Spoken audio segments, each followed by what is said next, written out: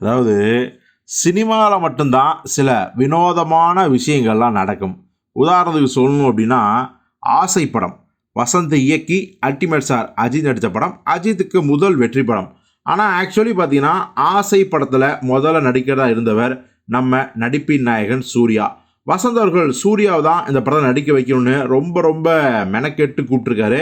ஆனால் சூர்யா அவர்கள் எனக்கு நடிக்கிற இன்ட்ரெஸ்ட் இல்லை அங்கிள் அப்படின்னு சொல்லிட்டு எஸ்கேப் ஆயிட்டாரு. ஸோ அதுக்கப்புறம் தான் அஜித் நடித்து அந்த படம் 250 நாட்களுக்கு மேலே ஒன்று மெகா மெகா ஹிட் படம். ஓகேவா? அப்படியே கட் பண்ணால் அதே மணிரத்னம் தயாரிப்பு, அதே வசந்த் டைரக்ஷன், கிட்டத்தட்ட அதே ஆர்டிஸ்ட்னு சொல்லலாம். அஜித் குமார் நடிச்சிட்ருக்கார் ஒரு படம். அந்த படத்தின் பெயர் நேருக்கு நேர். இன்னொரு ஹீரோ நம்ம விஜய்.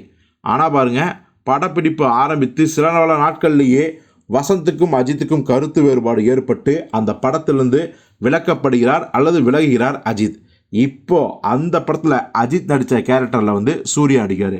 அதாவது சூர்யா நடிக்க வேண்டிய ஆசை படத்தில் அஜித் நடித்தார்.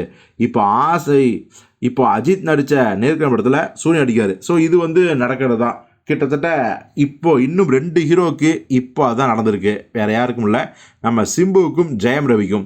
ஆக்சுவலி பார்த்தீங்கன்னா தக் லைஃப் படம் கமல் ஹீரோவாக நடிக்கிற படம், மணிரத்னம் டைரக்ஷன் பண்ணுறாரு. இந்த படத்தில் இன்னொரு ஹீரோவாக பார்த்தீங்கன்னா ஜெயம் ரவி தான் கமிட் ஆனார். அப்புறம் துல்கர் சல்மான் உள்ளே வந்தாங்க. ஆனால் என்ன காரணத்தாலும் தெரில, ஜெயம் ரவி வெளியே போயிட்டு துல்கர் சல்மான் இல்லைன்னு ஆகிட்டு சிம்பு அவர்கள் வந்தார். ஸோ அதுதான் இப்போ நடந்து முடிஞ்சிருக்கு படப்பிடிப்பு. அப்படியே கட் பண்ணால் ஜெயம் ரவி படத்தை எப்படி சிம்பு உள்ளே வந்தாரோ அதே மாதிரி சிம்பு நடிக்க வேண்டிய ஒரு படத்துக்குள்ளே ஜெயம் ரவி உள்ளே வந்துட்டார். நம்ம கௌதம் பாஸ் சேவ் மேனன் டைரக்ஷனில் நடிக்க வேண்டிய ஒரு படம் தான். ஏற்கனவே சிம்புவுக்கு விண்ணை தாண்டி வருவாயா, அச்சம் என்பது மடமையடா, வெந்து தனிதது காடு, இந்த 3 படங்களை கொடுத்துக்காரு. 3 படங்களுமே சூப்பர் ஹிட் படங்கள். ஸோ அப்படிப்பட்ட கூட்டணி 4வது முறையாக வேல்ஸ் தயாரிப்பு நிறுவனத்துக்காக சேர்ற மாதிரி இருந்தாங்க.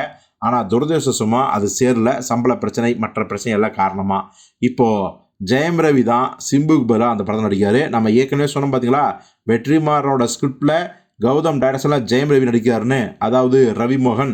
அதே படம் தான் இது. இப்போது சிம்புவுக்கு பதில் ஜெயம் ரவி.